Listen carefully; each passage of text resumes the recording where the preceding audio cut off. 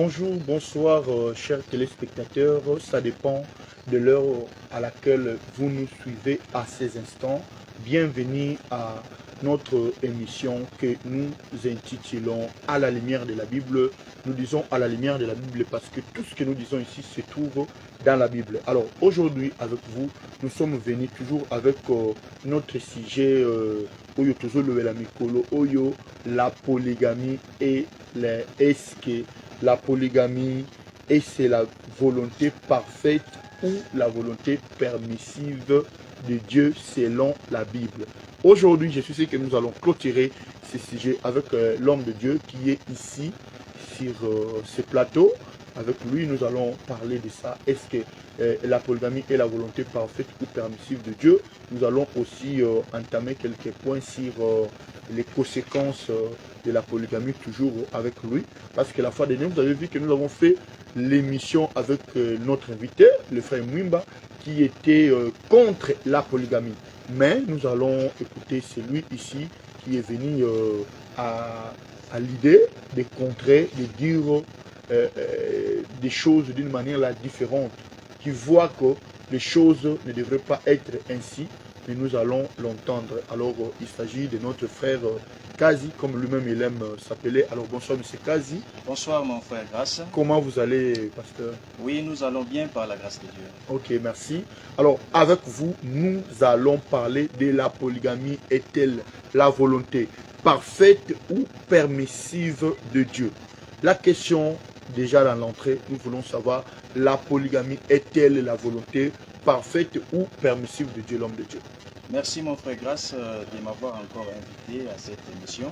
Et merci aussi pour la question. Voilà. Nous répondons de la même manière que nous avons répondu la fois passée. La polygamie est la volonté parfaite de Dieu et non la volonté permissive. Comme je l'avais dit tantôt, chaque compatriote, pendant ces jours, doit vraiment aimer à ce que l'intégrité de notre pays puisse être conservée. Il en va de même aussi dans les domaines spirituels concernant la parole de Dieu.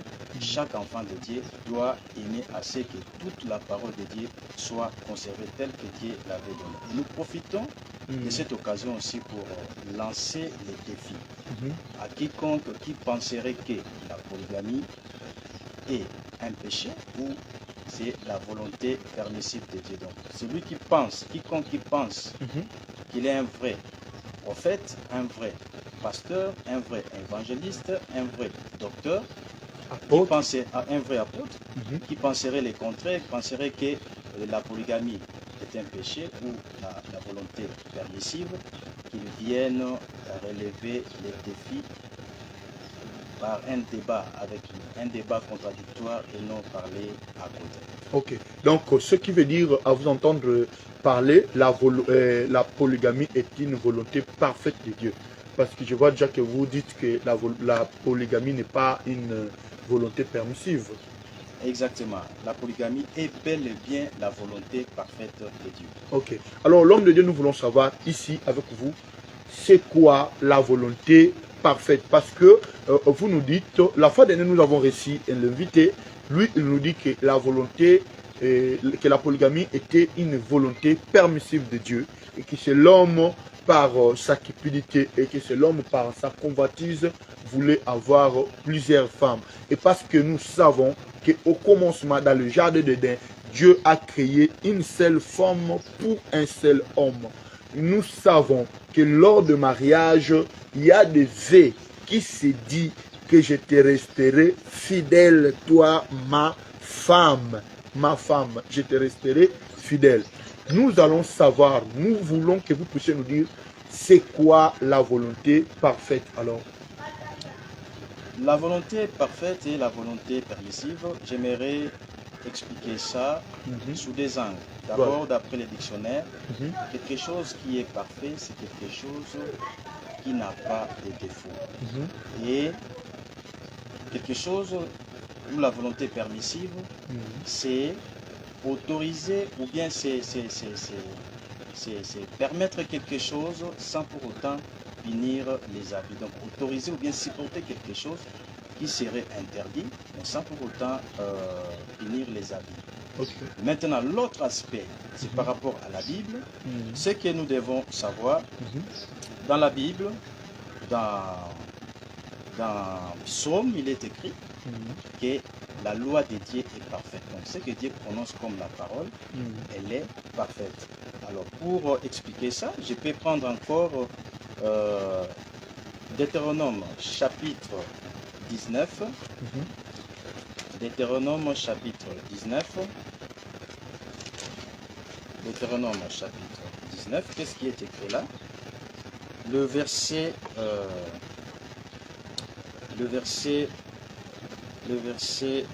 15. Un seul témoin ne suffira pas contre un homme pour constater un crime ou un péché, quel qu'il soit. Un fait ne pourra s'établir que sur la déposition de 2 ou de 3 témoins. Nous ici, pour expliquer ça, nous allons donner au moins des témoins pour que nous puissions, des passages de l'Écriture, pour que nous puissions voir la différence entre la volonté parfaite de Dieu et la volonté permissive de Dieu. Le premier exemple que nous prenons, c'est dans Nombre chapitre 22. Qu'est-ce qui est écrit là-bas? Vous connaissez bien l'histoire, mais pour aller droit au but, pour gagner en temps, nous pourrons prendre le verset 7. Il est écrit ceci: les anciens des Moab et les anciens des Madian partirent ayant avec eux des présents pour les devins. Ils arrivèrent auprès de Balaam et lui rapportèrent les paroles de Balak. Balaam leur dit: passez ici la nuit et je vous donnerai réponse, d'après ce que Yahweh me dira. Et les chefs des Moab restèrent chez Balaam. Dieu vint à Balaam et dit: qui sont ces hommes que tu as chez toi? Balaam répondit à Dieu: Balak, fils de Tsippor, roi des Moab, les a envoyés pour me dire: voici un peuple sorti de l'Égypte et il couvre la surface de la terre. Viens donc, maudis-les, peut-être ainsi pourrais-je les combattre et le chasserai-je. Dieu dit, je vais insister ici, ça maintenant, Dieu veut donner sa parole qui est parfaite, sa volonté parfaite. Dieu dit à Balaam: tu n'iras point avec eux, tu ne maudiras point ces peuples, car il est béni. Voilà. Ça, c'est la volonté parfaite. Dieu ne veut pas que Balaam aille avec ces gens-là. Nous prenons le verset 19. Okay. Maintenant, je vous prie, restez, ça c'est la deuxième fois que ces gens-là sont venus. Je vous prie, restez ici cette nuit et je saurai ce que l'Éternel me dira encore. Dieu vint à Balaam pendant la nuit et lui dit: puisque ces hommes sont venus pour t'appeler, lève-toi, va avec eux. Vous voyez ici qu'au verset 19, Balaam avait déjà su la parole de Dieu qui était déjà parfaite. Dieu ne voulait pas qu'il parte avec ces gens-là. Mais ici, il insiste encore, il veut à ce qu'il ait une autre parole différente de ce que Dieu avait donné. Alors Dieu ici permet à Balaam d'aller avec ces gens-là. Au verset 21, il est écrit ceci: Balaam se leva le matin, scella son ânesse et partit avec le chef de Moab. La colère de Dieu s'enflamma. S'enflamma parce qu'il était parti. Vous voyez donc ici dans la volonté permissive, Dieu n'a pas voulu, ou bien Dieu a autorisé Balaam d'aller avec ces gens-là. Mais il y a des conséquences dans la volonté permissive. Absolument, parce que Dieu n'a pas donné ça. Dieu n'a pas donné ça comme étant sa première parole. Mais ici, remarquez, pour qu'il y ait la volonté permissive, il y a l'homme, les côtés homme, les côtés humains qui insistent après que Dieu a déjà donné sa parole. Nous prenons le deuxième exemple, c'est dans Ésaïe chapitre 38. Ésaïe chapitre 38. Là, nous avons un autre exemple. Il s'agit d'un roi. Ésaïe 38, combien? Le verset premier. En ce temps-là, Ézéchias fut malade à la mort. Le prophète Ésaïe, fils d'Amoth, vint auprès de lui et lui dit: ainsi parle l'Éternel, donne tes ordres à ta maison, car tu vas mourir et tu ne vivras plus. Ça, c'est la volonté parfaite de Dieu. Voilà. Sa volonté parfaite était que la maladie qu'Ézéchias là avait devait le conduire à la mort. Ainsi, il devait mettre sa maison en ordre pour préparer sa mort. C'était ça la volonté parfaite de Dieu. Mais regardons maintenant le côté humain d'Ézéchias va intervenir comme le côté humain de Balaam était intervenu après que Dieu avait déjà donné la parole. Au verset 2, Ézéchias tourna son visage contre le mur et fit cette prière à l'Éternel. Ô Éternel, souviens-toi que j'ai marché devant ta face avec fidélité et intégrité de cœur, et que j'ai fait ce qui est bien à tes yeux. Ézéchias répandit d'abondantes larmes. Verset 4. Oui, la parole de l'Éternel fit adresser à Isaïe en ces mots. Va et dis à Ézéchias, ainsi parle l'Éternel, le Dieu de David, ton père, j'ai entendu ta prière, j'ai vu tes larmes, voici j'ajouterai à tes jours 15 années. Ça maintenant, c'est une volonté permissive. Pourquoi? Dieu voulait que sa volonté première au verset premier, c'était que la maladie d'Ézéchias devait le conduire à la mort. Mais Ézéchias est intervenu, il a supplié Dieu. Il a intercédé. Il n'a pas voulu mourir. C'est comme ça que Dieu envoie encore Isaïe pour lui donner cette parole, que je t'ajoute 15 jours. Donc, cette deuxième parole de Dieu ici, c'est une volonté permissive. Et vous allez voir dans la suite, ces rois ici, c'était méconduit. Et c'est parce que là où il marchait, ou bien la parole dans laquelle il marchait, ce n'était pas la volonté parfaite, mais c'était plutôt la volonté permissive. Nous prenons un troisième exemple. C'est dans 1 Samuel 8. 1 Samuel 8. Qu'est-ce que nous y trouvons? 1 Samuel 8, combien? 1 Samuel 8. Bon, pour avoir le contexte, on peut commencer depuis le premier verset, mais nous, comme nous sommes en train de courir derrière les temps, nous sommes obligés de prendre directement les versets qui nous concernent. Nous prenons le verset 6. Samuel vit avec déplaisir, puisqu'il y avait les enfants d'Israël, on peut prendre le verset 5, qui sont venus, et ils lui dirent ceci: voici tu es vieux, et tes fils ne marchent point sur tes traces. Maintenant, établis sur nous un roi pour nous juger, comme il y en a chez toutes les nations. Samuel vit avec des plaisirs qu'il disait, donne-nous un roi pour nous juger. Et Samuel pria Dieu. Vous voyez, Samuel vit cela avec des plaisirs. Pourquoi? Parce que d'après Dieu, c'est lui qui devait être seulement le roi d'Israël. Mais eux, les Israélites, sont venus demander un roi. Alors, qu'est-ce que Dieu répond à Samuel? L'Éternel, au verset 7, l'Éternel dit à Samuel, écoute la voix du peuple. Vous voyez que dans la volonté permissive, il y a le côté humain qui intervient après que Dieu a déjà donné sa parole. Sa parole parfaite. Et l'Éternel dit à Samuel, écoute la voix du peuple dans tout ce qu'il te dira, car ce n'est pas toi qui le rejettes, c'est moi qui le rejette, afin que je ne règne plus sur eux. Donc, les Israélites, en cherchant à avoir un roi, un homme, que Dieu leur a autorisé ça, là c'était la volonté permissive.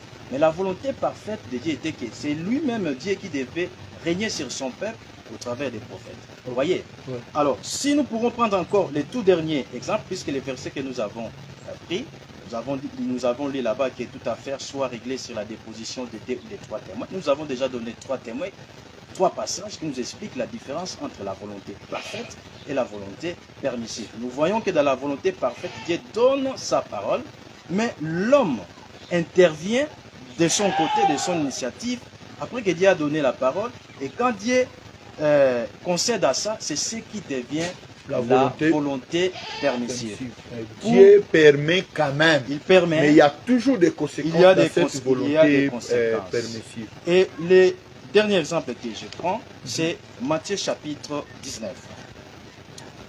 Matthieu chapitre 19, en fait, qui n'est que la citation de ce qui a été déjà donné dans l'Ancien Testament. Matthieu chapitre 19, le verset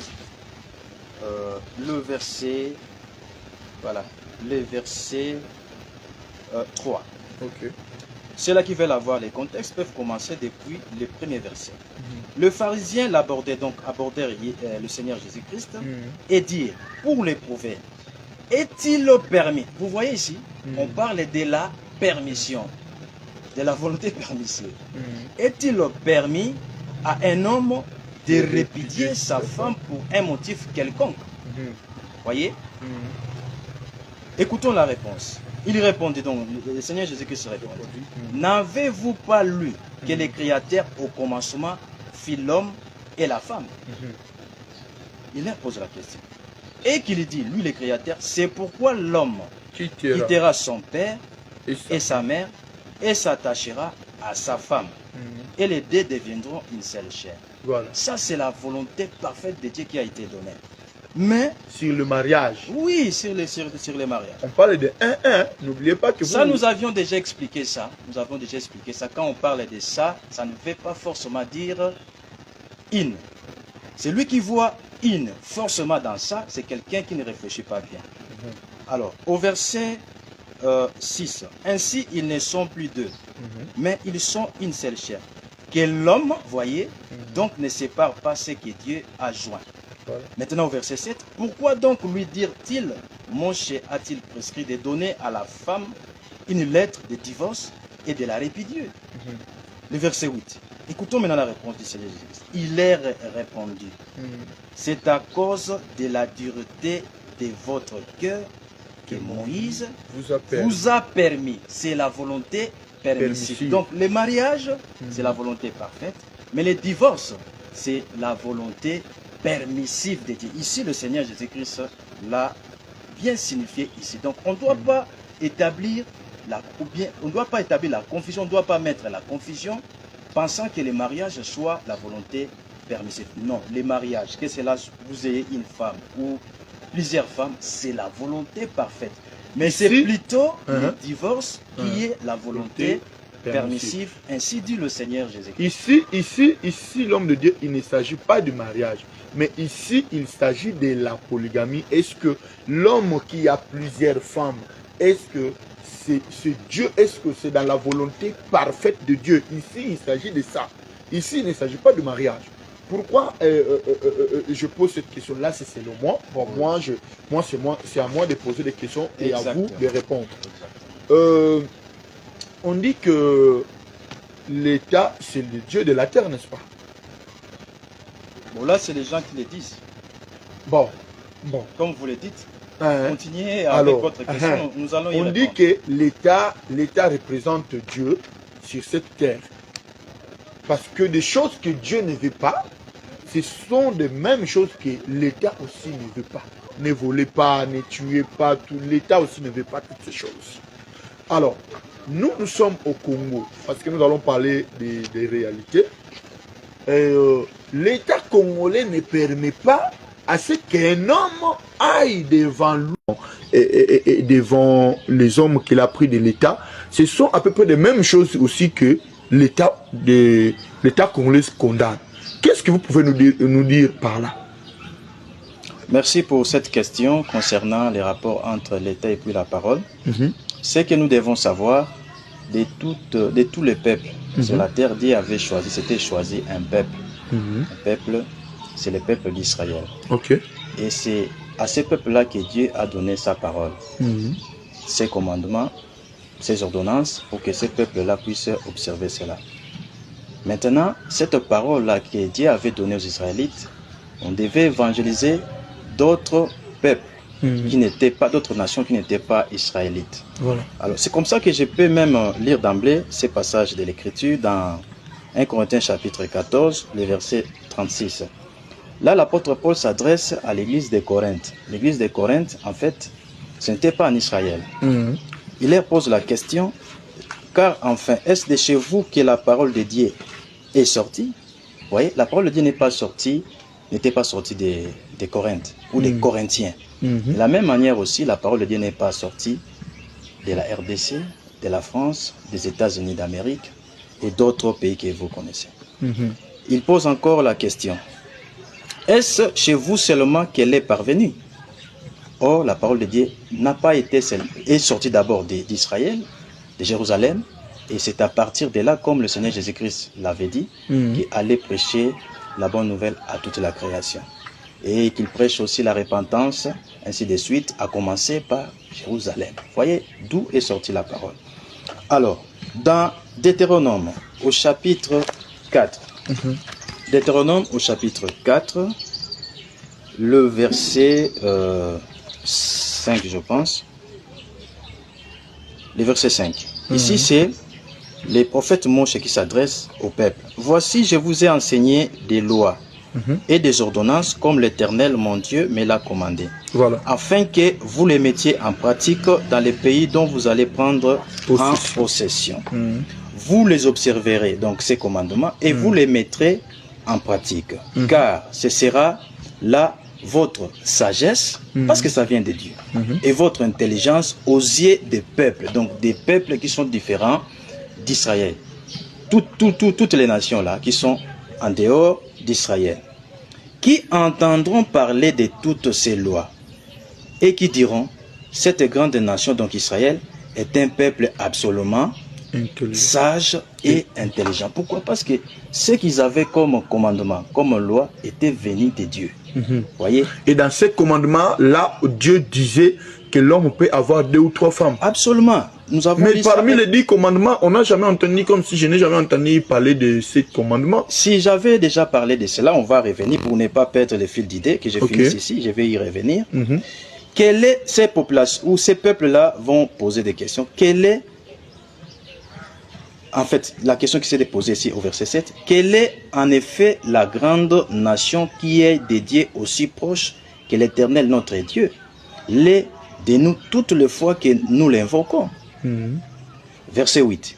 Et quelle est la grande nation qui est des lois et des ordonnances justes, comme toute cette loi que je vous présente aujourd'hui. Voyez, le peuple d'Israël, la parole de Dieu leur a été adressée, les commandements de Dieu, les lois, ce sont des commandements et des lois justes. Mais Dieu n'avait pas agi comme ça avec tous les peuples. Voilà. C'est comme ça que tous les peuples, en dehors d'Israël, s'ils veulent avoir les commandements justes, les lois justes, ça doit venir de la parole que Dieu avait adressée à son peuple. Si ces lois-là, ils ont tiré ça de la Bible, alors c'est juste. Mais je vais vous donner un autre exemple. Prenez par exemple dans les pays occidentaux. Nous pouvons prendre même les États-Unis. Le régime ou l'administration qui vient de terminer son mandat, l'administration Biden. Vous voyez que cette administration-là pouvait tolérer l'avortement, pouvait tolérer les homosexuels, les transgenres. Voilà. À ce moment-là, ce qu'il tolérait là, c'était contraire à la parole de Dieu. Puisque Dieu n'aime pas l'homosexualité, parce qu'il a dit brûler Sodome et Gomorrhe à cause de ça. Vous voyez? Maintenant, ceux qui sont là aux États-Unis d'Amérique, qui ont vécu à ce temps-là, est-ce qu'ils pouvaient s'accommoder ou bien observer ces lois-là? Non, les chrétiens ne pouvaient pas les faire parce que c'était différent de la parole de Dieu. C'est ça. Alors, maintenant, la nouvelle administration est venue de Trump et contre toutes ces pratiques-là. Vous voyez que ça dépend des individus, des animateurs. Maintenant qu'ils ont un nouveau président, ces nouveaux présidents, les décisions qu'il prend, ça se concorde avec la parole de Dieu. Donc, on peut dire ceci, que c'est que nos gouvernements, je ne parle pas seulement de la RDC, mais nos gouvernements du monde entier, si ce qu'ils donnent comme loi concorde avec la parole de Dieu, là ça va. Mais si ça ne concorde pas, vous voyez ce que ça donne. Donc, je comprends bien. Donc, ce que vous êtes en train de dire, vous pensez qu'un jour, on pouvait avoir un dirigeant dans ces pays qui pouvait autoriser la polygamie, parce que vous dites que la polygamie, c'est la volonté parfaite de Dieu. Si celui-là sera croyant de la Bible, il croit à la parole de Dieu, il croit à la Bible, il pourra le faire. Et les autres présidents, vous croyez qu'ils ne croient pas à la Bible? Mais ceux-là qui croient... Ou bien les autres hommes de Dieu, par exemple, c'est ceux que nous recevons ici, qui nous disent noir sur blanc que la polygamie est mauvaise, réellement, ils ne croient pas à la Bible. Parce que l'émission, c'est à la lumière de la Bible. Ceux qui condamnent la polygamie, ils montrent par là qu'ils ne sont pas croyants de la Bible. Ils peuvent citer des versets et se donner des titres comme ils le veulent, mais ils ne sont pas serviteurs du Dieu qui est l'auteur de cette parole. Comme vous l'avez dit là, je vous avais dit que je vais y revenir. Nous voyons quand Dieu donne ses commandements sur les monts Sinaï, depuis Exode chapitre 20, il dit que tu n'auras pas d'autre Dieu devant ma face, tu ne voleras pas, et ainsi de suite. Au chapitre 21, c'est le même Dieu qui est sur la montagne de Sinaï. Il dit ceci: si un homme ajoute encore une autre femme, voilà comment il va se comporter. Il ne retranchera rien à la première femme quant à la nourriture, aux vêtements et aux droits conjugal. C'est le même Dieu. Comme vous avez dit que vous n'avez jamais vu ça. Mais c'est là où Dieu donne ça. Il continue de parler étant sur la montagne de Sinaï depuis Exode chapitre 20. Et à Exode chapitre 21, il est dit là-bas, il est dit, nous voyons que Dieu donne sa parole. C'est pour encore dire que la polygamie n'est pas la volonté permissive. Parce que là, quand Dieu donne sa parole, il n'y avait pas d'homme qui est allé demander à Dieu, puis-je devenir polygame? Non, c'est Dieu lui-même qui a donné cette parole. Si un homme ajoute encore une autre femme. C'est comme ça que nous pouvons encore prendre un autre passage dans 2 Samuel chapitre 12. Nous allons voir, je peux même lire ça, pour que vous voyez que la polygamie... Aujourd'hui, en tout cas, vous aurez beaucoup de questions. La polygamie n'est pas la volonté permissive. Vous n'avez pas de 2 Samuel? Oui, 2 Samuel 12. Voyez ce que Dieu dit au travers du prophète Nathan à David. Ce qu'il dit à David. Il dit ceci. Au verset 7. Alors Nathan dit à David, cet homme-là c'est toi, voici ce que déclare l'Éternel. Donc c'est Dieu, le Dieu d'Israël. Je t'ai conféré l'onction pour t'établir roi d'Israël, et je t'ai délivré de Saoul. Je t'ai livré la maison de ton seigneur, Saoul. J'ai mis les femmes de ton seigneur dans tes bras. Ici, ce n'est pas David qui est allé demander à Dieu de faire de lui un polygame, pour qu'on dise aujourd'hui, avec audace, que la polygamie est la volonté permissive. Ah non! C'est la volonté parfaite, parce qu'ici nous voyons, Dieu lui-même a fait de David un polygame. Et il dit que j'ai mis les femmes de ton Seigneur dans tes bras. Et je t'ai établi chef sur Israël et sur Juda. Et si cela était trop peu, j'étais prêt à y ajouter encore d'autres tons. Ok, l'homme de Dieu. Tout ça, je vois que nous sommes dans la loi. Tout ce que nous sommes en train de dire. Mais après la venue de Jésus-Christ, parce que nous, aujourd'hui, nous ne devons plus parler, nous ne sommes plus dans la loi, nous sommes dans la grâce. Jésus dit qu'il n'est pas venu pour abolir la loi, et il n'est pas venu pour anéantir tout, il est venu pour compléter, pour comment on dit ça? Il est venu pour compléter. Alors, est-ce que dans la grâce, le temps nous vivons le temps de la grâce, est-ce que Jésus-Christ lui-même, il a instauré la polygamie, il a donné l'accès à ce que l'on puisse avoir beaucoup de femmes, ou sinon, parce que cela nous amène directement par rapport aux conséquences. Nous sommes en train de voir par exemple le père de la foi qui est Abraham. Aujourd'hui, si Abraham a eu 2 femmes, parce que c'est sa femme qui lui a dit c'est sa femme Sarah qui a donné à Abraham comment elle s'appelle là? Agar. À cause de la postérité. Il cherchait la postérité. Et nous voyons avec les autres, il y avait toujours des raisons qui faisaient qu'ils puissent avoir d'autres femmes. Mais aujourd'hui, maintenant, nous sommes dans la grâce. Nous ne sommes plus dans la loi. Nous ne voyons pas là où Jésus-Christ est en train d'instaurer, de favoriser, de dire aux gens d'avoir des femmes. On quitte là. Nous voyons l'apôtre Paul qui dit au diacre qu'il faudrait être exemplaire. Un diacre, il doit épouser une seule femme. Et qu'est-ce que vous voyez? Qu'est-ce que vous nous dites par rapport à tout ça? Merci pour cette question. Là aussi, j'aimerais vraiment apporter des précisions scripturales. Parce qu'il ne s'agit pas tout simplement de lire l'écriture. Notre mission, c'est à la lumière de la Bible. Il ne s'agit pas tout simplement de prendre l'écriture, mais il faut prendre l'écriture et la laisser dans son contexte pour que cela soit réellement à la lumière de la Bible. Nous prenons d'abord les versets que vous avez cités. Matthieu 5. Jésus-Christ lui-même le dit. Ne vous imaginez pas que je sois venu pour abolir ce qui est écrit dans la loi ou les prophètes. Je ne suis pas venu pour abolir, mais pour accomplir.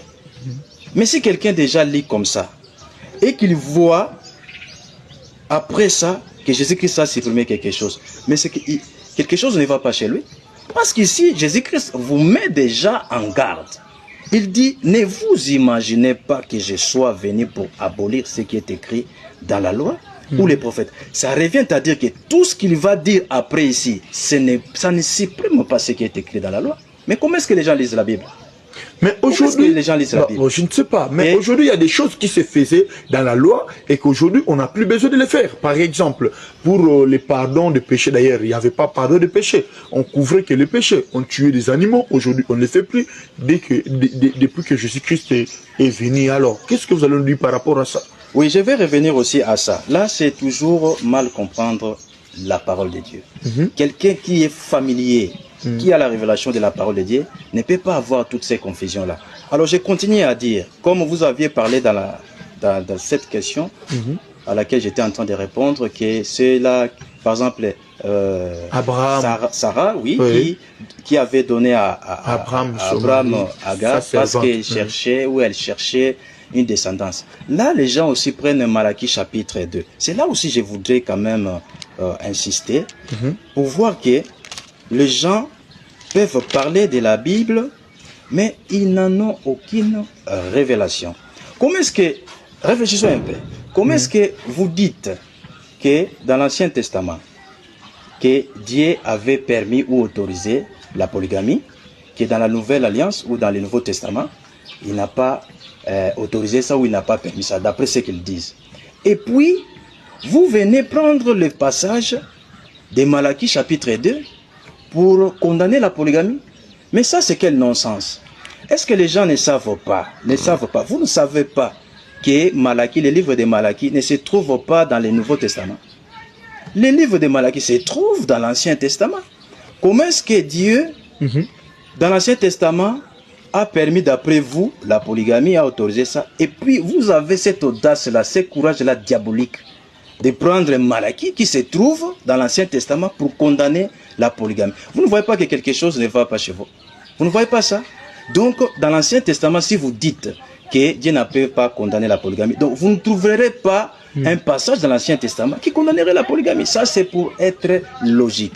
Alors, que je puisse insister ou apporter l'éclaircissement, la précision sur ces passages de Malachie chapitre 2 qui est dérangé, qui est tordu par les faux pasteurs, les faux prophètes, les faux docteurs, les faux évangélistes. C'est quoi ce Malachie 2? Je vais lire ça, Malachie chapitre 2, le verset 13. Je suis en train de lire ici dans la version Semer. Et moi, je lirai dans les versions Boucher. Oui, vous allez lire, mais c'est pour que vous puissiez avoir une bonne précision. Le contexte est vraiment clair de cela. Ici, chez moi, même les titres les dit. Les divorces. Vous voyez? Les divorces. Vous ne voyez pas que quelque chose ne va pas chez vous? Vous ne voyez pas ça?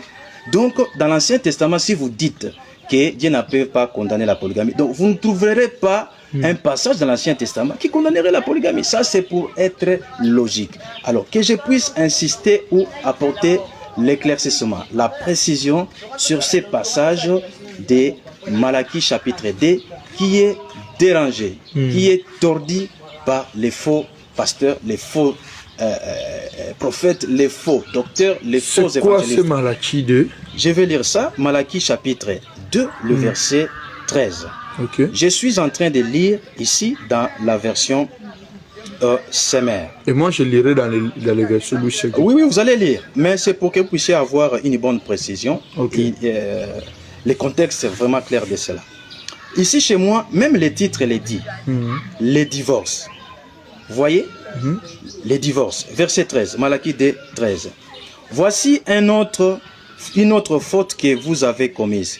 Vous inondez de larmes l'autel de l'Éternel, vous le couvrez de pleurs et de gémissements, parce que l'Éternel ne fait plus aucun cas de toutes vos offrandes, et qu'il n'accepte plus de recevoir de vous ce que vous présentez.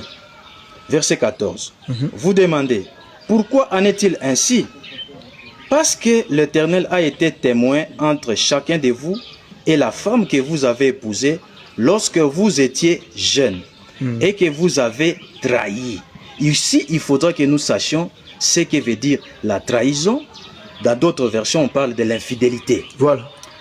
Elle était ta compagne et tu avais conclu une alliance avec elle. Et puis, avant d'aller plus loin, les gens ont parlé de l'alliance ici, ils ont dit que l'homme ne peut avoir qu'une alliance. Mais ça, c'est mal connaître la parole de Dieu. Si nous pouvons prendre rapidement Galates 4, Galates chapitre 4, le verset Galates 4, le verset 24, je pense aussi, pour aller droit au but. Prenons le verset 23. Le fils de l'esclave, donc Agar, a été conçu de manière purement humaine, alors que le fils de la femme libre a été donné à Abraham en vertu d'une promesse divine. Interprétons cela comme une image. Ces deux femmes, Sarah et Agar, représentent deux alliances. Donc vous voyez que l'homme peut conclure des alliances. Mais Agar, cette alliance d'Agar et Abraham, c'était Sarah qui a voulu ça. Mais ici, l'apôtre Paul, le véritable enseignant, dit que ces femmes-là représentent des alliances. Donc personne ne peut changer ça. Dire que la femme de l'alliance, c'était seulement Sarah. Ici, l'apôtre Paul reconnaît tout ça. Il dit que les deux femmes représentent des alliances. Alors nous revenons. L'alliance, moi je suis sûr que cette alliance, il s'agit parce que l'alliance est quand un homme connaît une femme, c'est déjà une alliance, c'est ça cette alliance-là. Exactement. Donc ce n'est pas seulement un homme peut contracter une alliance avec une personne, mais il peut contracter avec deux, comme le cas d'Abraham. Ici, l'apôtre Paul l'a dit que c'était deux alliances, les deux femmes en question. Alors nous continuons. Dans Malachie, il dit ceci, au verset 15, nous y sommes. Un homme en qui subsiste un reste de bon sens ne ferait pas cela. Vous voyez, il faudra que nous sachions, cela c'est quoi? C'est la trahison en question. Et la trahison en question, on va voir l'éclaircissement, c'est quoi? Et puis là, on a dit que un homme en qui subsiste, vous pouvez lire chez vous là-bas le verset 15. Le verset 15, nul n'a fait cela avec un reste de bon sens. Voilà. Un seul l'a fait. Un seul. Et pourquoi? Voilà. Parce qu'il cherchait la postérité. Et que Dieu lui avait promis. Ok, restons d'abord là-bas. Un seul l'a fait. Mais quelques-uns sont passés, on dit que le cas d'Abraham était semblable au cas d'Elkana. Mais ce qu'il faut savoir, le livre de Malachie est venu après Genèse, où nous avons le cas d'Abraham. Le livre de Malachie est venu après Samuel, 1 Samuel, où on a parlé d'Elkana. Si les deux cas là d'Abraham et d'Elkana étaient le même, comme les gens le disent là, ici, l'apôtre ne dit, ou les prophètes ne diraient pas qu'un seul l'a fait. Il aurait dit, deux l'ont fait. Vous voyez comment les gens dérangent les Écritures. Mais ici, on parle de un. Parce que le cas d'Abraham, c'est autre chose. On parle d'autre chose que celle d'Elkana. Comme ça, je continue. Il dit, c'est là, un seul homme a fait cela. Cela, c'est quoi? Maintenant, nous continuons. Mais vous me répliquez. Alors, qu'a fait cet homme-là? Maintenant, ici, c'est pourquoi j'avais préféré que nous puissions utiliser la version Semer. Il est précisé ici, Abraham, dont nous avons l'exemple. Eh bien, maintenant, Dieu répond, il cherchait une descendance qui lui vienne de Dieu. Alors les gens comprennent ça mal. Ils pensent que cette référence, c'est ce dont Dieu vient de parler ici. Il parlait de Genèse 16, où nous pouvons lire rapidement, parce que nous voulons vraiment apporter la clarité ici. Comme vous avez dit qu'on va clôturer les débats aujourd'hui, nous ne voulons pas laisser les points pendants. Genèse 16. Moi, je suis déjà. Ok, verset premier déjà. Ouais. Dieu ne parlait pas de ces cas-là. Sarai, femme d'Abraham. Sarai, femme d'Abraham, ne lui avait point donné d'enfant. Elle avait une servante égyptienne nommée Agar. Et Sarah dit à Abraham, voici l'Éternel m'a rendu stérile. Viens, je t'ai pris vers ma servante. Peut-être aurais-je par elle des enfants. Abraham écouta la voix de Sarah. Alors Sarah, ça, ce n'est pas la référence dont il est parlé dans Malachie. Nous continuons. Alors Sarah, femme d'Abraham, prit Agar, l'Égyptienne, sa servante, et la donna pour femme à Abraham, son mari. Après qu'Abraham y habitait 10 années dans le pays de Canaan. Il alla vers Agar et elle devint enceinte. Quand elle se vit enceinte, elle regarda sa maîtresse avec mépris. Et Sarah dit à Abraham, l'outrage qui m'est fait retombe sur toi. J'ai mis ma servante dans ton sein et quand elle a vu qu'elle était enceinte, elle m'a regardé avec mépris. que l'Éternel soit juge entre moi et toi. Abraham répondit à Sarah, voici ta servante, et à ton pouvoir, agis à son égard comme tu le trouveras bon. Alors, Sarah la maltraita et Agar s'enfuit loin. Ici, Agar n'a pas été chassée par Abraham, mais Agar s'était enfuie à cause de la maltraitance ici. Elle-même aussi le confirme. Au verset 7, l'ange de l'Éternel la trouva près d'une source d'eau dans le désert, près de la source qui est sur le chemin des choux. Il dit, Agar, servante de Sarai, d'où viens-tu et où vas-tu? Elle répondit, je fuis, et non Abraham m'a répudié. Alors, ce n'est pas non plus de ces cas ici dont Malachie fait référence. Mais Malachie fait référence à quoi? Allons dans Genèse chapitre 21, vous allez voir comment la parole de Dieu s'harmonise. Genèse chapitre 21, le verset 6. Ok. Ou bien on peut prendre le verset 5. Un instant, je vais que nous puissions prendre le verset où nous allons aller rapidement. Verset 8. L'enfant grandit, donc cet enfant c'est Isaac, et fit c'est vrai. Et Abraham fit un grand festin le jour où Isaac fit c'est vrai. Verset 9. Sarah vit rire le fils qu'Agar l'Égyptienne avait enfanté à Abraham. Et elle dit à Abraham, chasse cette servante et son fils, car le fils de cette servante n'héritera pas avec mon fils, avec Isaac. Cette parole déplie fort aux yeux d'Abraham et à cause de son fils. C'est comme ça dans Malachie, il est dit là-bas, un seul l'a fait avec le reste des bons sens. Vous voyez qu'ici, Sarah demande à Abraham de chasser Agar, mais Abraham n'était pas content de le faire, de chasser. Parce que c'était quand même son fils. Oui, c'est ça. De chasser, c'est comme ça qu'il avait les bons sens. Mais les autres là dans Malachie, et chasser leurs femmes comme bon leur semblait. Mais Abraham ici, cette parole lui a déplu. Pourquoi? Il a dit ceci.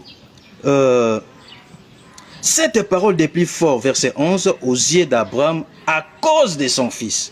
Mais écoutez, Dieu va justifier Abraham pour voir qu'Abraham a agi comme ça en ayant un bon sens. Mais les autres de Malachie, là, les contemporains de Malachie, les faisaient comme bon leur semblait. Ils n'avaient pas le bon sens. Mais Dieu dit à Abraham que cela ne déplaise pas à tes yeux à cause de l'enfant et de ta servante. Accorde à Sarah tout ce qu'elle te demandera. Car on a parlé de la postérité qu'Abraham cherchait. Vous voyez ici que Dieu parle après que Agar a été déjà donnée comme femme à Abraham. Après que Agar a enfanté déjà Ismaël, après que Sarah a aussi enfanté Isaac, mais voyez le langage de Dieu. Il dit, car c'est d'Isaac, vous voyez, que sortira une postérité qui te sera propre. Voilà, malgré que Isaac était déjà né, mais Abraham avait besoin de cette postérité-là qui devait sortir d'Isaac. C'est de cette postérité-là dont il est parlé dans Malachie, où Dieu est en train de justifier Abraham. Il dit ceci. Alors, au verset 15, vous pouvez lire ça, comme ça vous allez comprendre maintenant les contextes. Nul n'a fait cela avec un reste de bon sens. Un seul l'a fait. Donc Abraham est non Elkana. Et pourquoi? Parce qu'il cherchait la postérité que Dieu lui avait promise. Cette postérité-là dont il est question ici, ce n'était pas avant qu'il n'épouse Agar, mais c'était avant qu'il ne chasse Agar, comme nous venons de le voir dans Genèse chapitre 21. Et maintenant Dieu continue. Prenez donc garde en votre esprit et qu'aucune ne soit infidèle à la femme de sa jeunesse. Voilà, l'infidélité dont on parle ici, ce n'est pas le fait d'épouser une autre femme, mais l'infidélité dont on parle ici, c'est répudier sa femme comme bon vous semble, sans motif valable. Abraham, s'il avait fait, nous avons vu ça dans Genèse chapitre 21, Dieu l'a justifié. c'est à cause de cette postérité-là. Et pour comprendre qu'il s'agit encore de la répudiation de divorce et non de la polygamie, vous pouvez lire maintenant l'explication au verset 16. Au verset 16, la Bible dit « Car je hais la répudiation, voilà, dit l'Éternel. » Voilà, continuez encore. Le Dieu d'Israël, voilà, et c'est lui qui couvre de violence son vêtement, dit l'Éternel des armées. Prenez donc garde, voilà, en votre esprit et ne soyez pas infidèles. Infidèles ou traîtres. Donc vous voyez ici, donc ce que Dieu condamne ici, c'est le fait de répudier sa femme sans motif valable. S'il vous plaît, l'homme de Dieu. La postérité dont il parlait ici, c'était après que Abraham a épousé Agar, après que Agar a enfanté Ismaël, après que Sarah a enfanté Isaac. L'homme de Dieu. Oui. Ici, s'il vous plaît. Pour ce qui concerne l'infidélité, comme vous êtes en train de dire, est-ce que le vœu qu'on fait les jours du mariage, je te serai fidèle jusqu'à ce que la mort nous sépare, tout ça. Cette fidélité-là, ce n'est pas que je ne regarderai plus ailleurs, mais c'est de ça qu'on parle. Parce que quand vous faites ce serment, que je te serai fidèle, et qu'après quelque temps, vous voyez encore une autre femme, vous abordez encore cette femme. Mais c'est déjà ça, l'infidélité. Si les gens prennent l'infidélité dans ce sens-là et ils veulent s'appuyer sur ces passages des Malachité, ils font fausse route. Ils tordent le sens de la parole de Dieu. Parce qu'ici, ce que Dieu appelle l'infidélité ici, ou la trahison ici, ce n'est pas le fait d'épouser une autre femme, mais c'est le fait de chasser ou de répudier sa femme. Non, parlons de logiquement. Parlons de logiquement. Moi, je vous fais une promesse, l'homme de Dieu, je vous donnerai ce téléphone ici. Et après, je ne vous donne pas ce téléphone. C'est ça, je ne sais pas si j'ai bien parlé. Ou bien, oui. Et puis, mais c'est de ça que je parle. Est-ce que c'est ça la fidélité? Et autre chose encore, je pars encore plus loin. Vous avez donné l'exemple d'Abraham, parce que nous sommes en train de parler d'Abraham.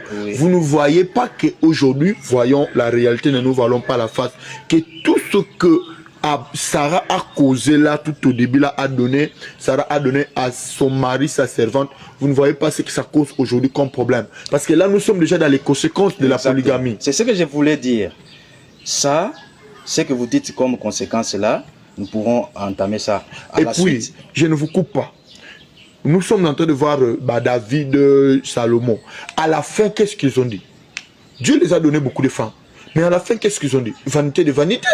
Est-ce qu'un jour, vous ne direz pas vanité de vanité après que Dieu puisse vous donner beaucoup de femmes? Le problème qui est là, si les gens veulent justifier leurs pensées humaines, qu'ils cherchent un autre livre, mais pas chercher à introduire leurs pensées humaines dans la Bible. Là, nous n'allons pas tolérer ça, parce qu'ici, nous venons de voir ce que Dieu appelle dans Malachité ici, l'infidélité ou la trahison, ce n'est pas le fait d'ajouter une autre femme. Personne ne peut changer ça. Mais ce que Dieu appelle la trahison ici, ou l'infidélité, c'est de répudier sa femme sans motif valable. Il justifie seulement un seul qui l'a fait avec le reste de bon sens, c'est Abraham. Abraham a chassé sa femme parce qu'il cherchait cette postérité-là dont Dieu a parlé dans Genèse chapitre 21, après qu'Isaac était déjà né. Mais comment être fidèle à une femme pendant que vous avez eu une autre femme? Mais c'est ce que Dieu dit ici. Vous pouvez continuez à garder votre femme, pas la chasser pour n'importe quel motif. Mais vous la serez fidèle comment alors que vous avez une autre femme? Mais c'est ce que Dieu dit ici. Pour les autres là, ils n'avaient pas le droit de chasser leur femme pour n'importe quel motif. Vous comprenez? En gardant sa femme, en ne la chassant pas pour n'importe quel motif, comme Jésus-Christ l'a dit dans Matthieu 19. Vous l'êtes fidèle, vous ne la trahissez pas. Mais ce n'est pas que lorsque vous ajoutez une femme, que vous la trahissez. Non. Mais vous avez dit que je vous resterai fidèle. Non, la fidélité en question, ce n'est pas dans le sens que vous la comprenez. Il faut chercher à comprendre les choses selon Dieu. Dieu ici traite de la fidélité ou de l'infidélité ou de la trahison, le fait que vous avez épousé votre femme, vous l'avez répudiée, vous l'avez chassée sans motif valable. Bon, mais la Bible dit l'homme de Dieu ceci, que nul ne peut servir deux maîtres à la fois. Je vous donne un exemple. vous êtes serviteur de Dieu et que quand vous commencez encore à servir le diable, à ce temps, vous devenez infidèle devant Dieu et Dieu est cette infidélité-là. Est-ce que, à peu près, ce sont les mêmes choses. Vous servez Dieu et puis vous dites, bon, ok, moi je sers Dieu et puis je sers le diable. Est-ce que vous serez toujours fidèle à Dieu? Parce que la Bible dit, soit vous êtes chaud, soit vous êtes froide. Si vous êtes tiède, je vais vous vomir. C'est de la même manière avec ce cas du mariage, non? Avec en fait, cette comparaison ne tient pas debout. Pourquoi? Parce que la femme n'est pas le maître de l'homme. La femme, elle est subalterne à l'homme. Vous comprenez? Vous avez parlé de servir des maîtres. Mais pour la femme n'est pas une maîtresse. Ou bien, en fait, n'est pas maître de l'homme. Mais vous devenez un seul chair. Mais là, vous devenez un vomant. Là, vous mélangez, vous mélangez plusieurs choses. Vous comprenez? Oui. La femme n'est pas une maîtresse que l'homme doit servir. Vous comprenez? Mais c'est une subalterne. Parce que l'homme, c'est le Seigneur. D'ailleurs, Sarah appelait Abraham, son mari, mon Seigneur, ça veut dire mon chef, mon maître. Vous comprenez? Donc l'homme fait ce qui lui semble bon. Voilà, c'est Sarah, c'est le chef. C'est Sarah qui devait être au service d'Abraham, tout comme Agar devait être aussi au service d'Abraham, et non le contraire. Abraham ne pouvait pas être au service d'Agar, ni de Sarah. Voilà. Donc, dans ce sens, moi ce que je ne sais pas si c'est moi qui comprends mal, mais vous allez intervenir. Donc, si je comprends bien, ce qui vous pousse à soutenir la polygamie, parce que vous dites que l'homme est le maître de la femme et que la femme n'a pas l'instruction à donner à l'homme, mais c'est l'homme qui dirige. C'est ce qui lui donne le pouvoir d'avoir 2, 3, 4 femmes. Nous disons ceci, nous avons lu la parole de Dieu, nous voyons que c'est Dieu qui lui-même donne ses pouvoirs à l'homme d'être un polygame. L'homme peut avoir la possibilité d'avoir plusieurs femmes. C'est Dieu qui a donné cette parole-là.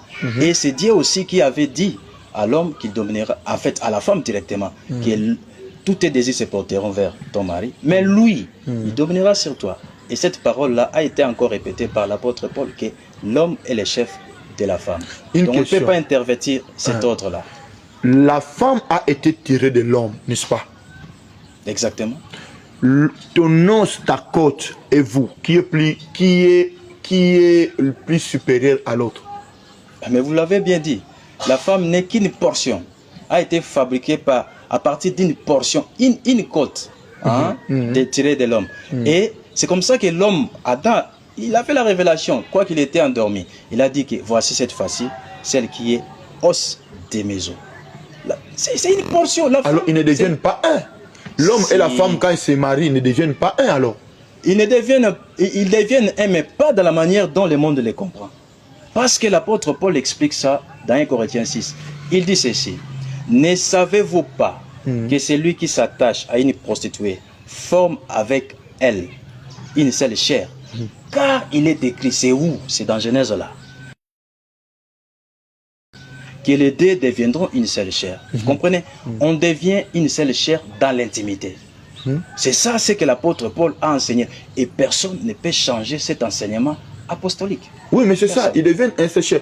Vous faites un seul chair avec telle femme, vous faites un seul chair avec l'autre femme, et vous faites encore un seul chair avec l'autre femme. C'est ça qui se passe alors. Si vous m'avez compris, si on reconnaît déjà qu'une prostituée qui n'a pas d'ailleurs un amant, vous connaissez, une prostituée a beaucoup d'amants. Voilà. Mais à chaque fois que cette prostituée-là s'attache, donc a des rapports intimes avec un de ses amants, elle forme avec cet homme-là une seule chair. Mais si des gens dans la prostitution, quelque chose que Dieu condamne, les gens forment une seule chair là-bas, à combien plus forte raison dans la polygamie qui est le mariage que Dieu lui-même. Et pourquoi est-ce qu'on ne dira pas que la polygamie c'est vraiment purement la prostitution? Parce que c'est la même chose. Cet homme qui couche avec cette femme, qui couche avec l'autre femme, qui couche, ce n'est que la prostitution. Ce n'est pas la même chose parce que Dieu condamne la prostitution. Il condamne l'adultère. Une femme qui est mariée, qui oserait prendre encore un autre homme du vivant de son mari, elle commet adultère. Mais Dieu ne l'a pas dit au sujet de l'homme. Dieu a dit, nous voyons là-bas, que Dieu fait la différence d'adultère. Il fait la différence à partir de ce que nous avons lu là dans 2 Samuel. Donc dans la Bible, il est dit que seulement c'est la femme. Que si... Mais c'est la femme. La femme ne peut pas avoir plus d'un mari en vie. Hein? Nous voyons là-bas comment Dieu différencie la polygamie avec l'adultère. Il dit à David par Nathan, après que David a pris la femme d'autrui, il dit ceci. Je peux relire ça. Hein? David a dit ça. Ou plutôt, faute de temps. Oh là là. Nathan a dit ça. Nous sommes dans 2 Samuel. Nous y retournons. Nous avons déjà lu ça. Mais nous y retournons pour éclairer nos téléspectateurs. 2 Samuel chapitre 12. Voyez ce que Dieu condamne. Nous prenons le verset 8 où nous étions.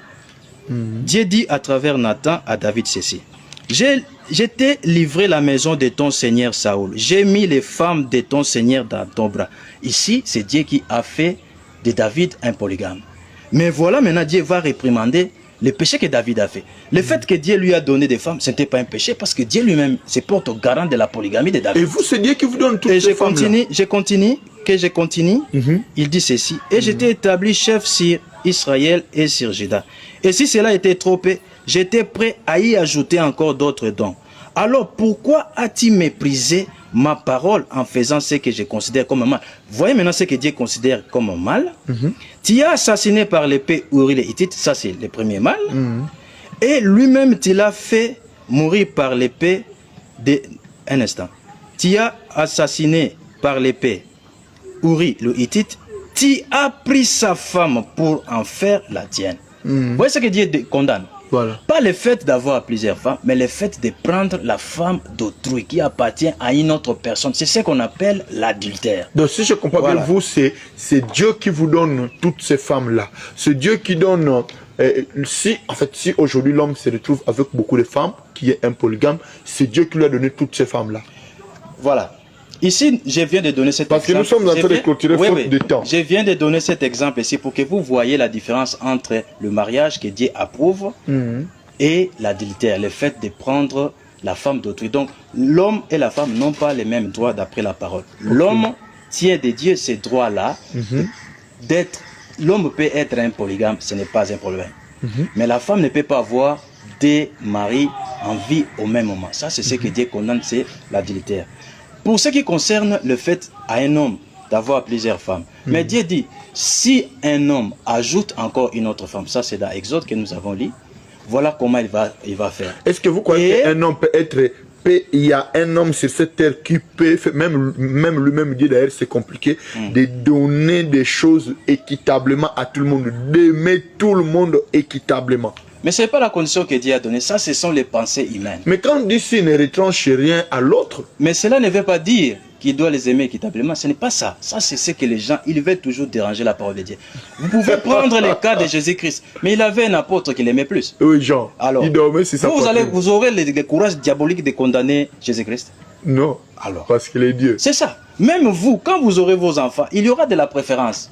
Il y aura de la préférence. Vous pouvez les aimer, mais pas au même niveau. Vous comprenez? Jésus-Christ aimait tous ses disciples. Mais il y avait un qui l'aimait.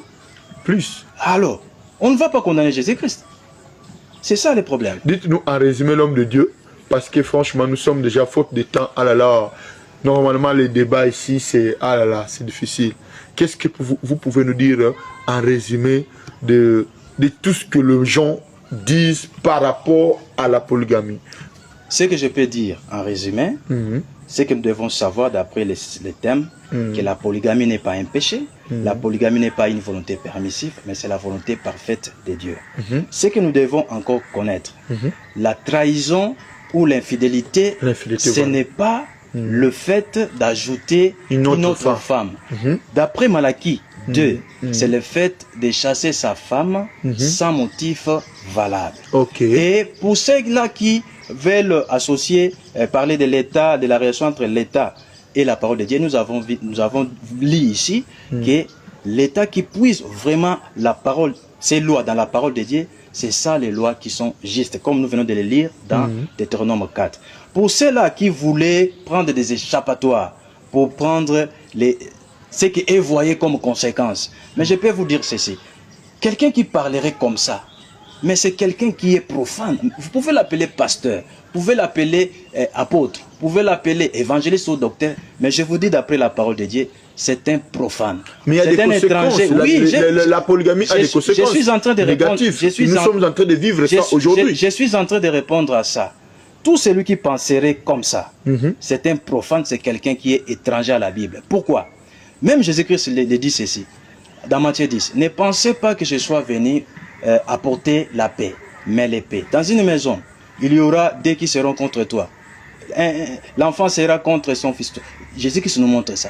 Mais vous, si vous voulez suivre Jésus-Christ, vous devez accepter ça. Vous devez accepter ça. Et tous ceux-là qui ont servi le Seigneur, qui ont servi Dieu, nous pouvons prendre le cas de Jean-Baptiste. Parce qu'il avait servi Dieu, sa tête a été décapitée. Et c'est pour ça que nous allons fuir faire la volonté de Dieu. Non.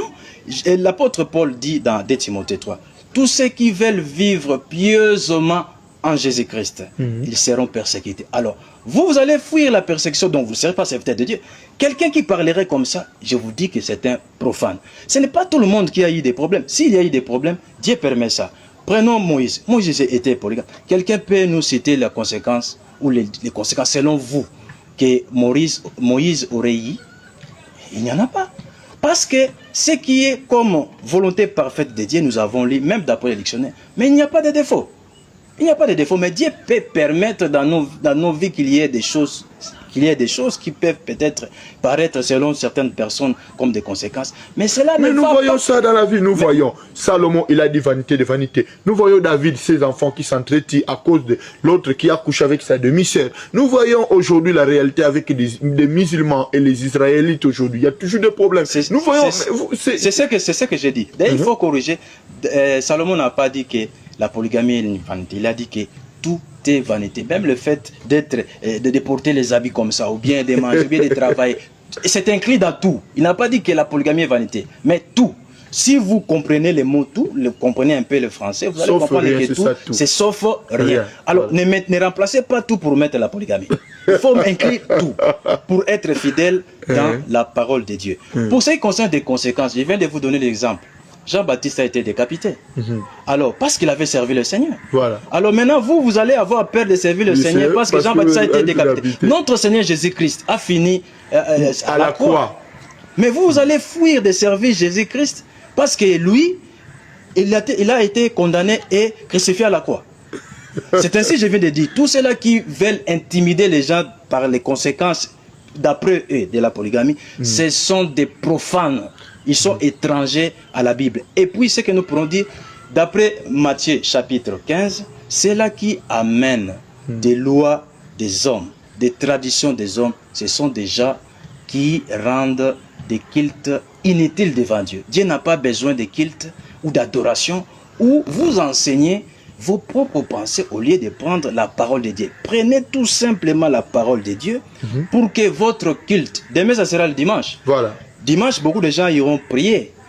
D'après eux, ils vont adorer le Seigneur, ils vont lui rendre le culte, ils vont adorer. Mais ce qu'on vous enseigne là-bas, si ce n'est pas la parole de Dieu, si ce qu'on vous enseigne là, que la polygamie ne vient pas de Dieu, est diabolique, tout ça, votre culte, d'après Matthieu chapitre 15, ça n'a pas de valeur devant Dieu. Il ne vous regarde même pas. Mais nous devons chercher à ce que notre culte, notre adoration, puisse être agréé par Dieu. Et pour cela, il faut prendre essentiellement la parole de Dieu telle que Dieu l'a donnée. Et c'est comme ça que nous pourrons être purs devant Dieu et saints devant lui. Merci, chers téléspectateurs. Vous avez entendu, faute de temps, ah là là, il y avait des choses, il faudrait se dire, mais vous avez entendu l'homme de Dieu qui est en train de défendre la polygamie. Il dit que la polygamie, c'est une volonté parfaite de Dieu. Vous avez entendu. Alors, quitte à vous, comme les chrétiens de Béret, c'est ça l'homme de Dieu. Exactement. Il partait verser tout ce qu'on leur enseignait dans la Bible après des enseignements. Quant à moi, je vous dis merci pour votre fidélité. Yakulanda Kabiso, envoyez-nous vos commentaires, vos j'aime, partagez et abonnez-vous à notre page pour que cette heure puisse aller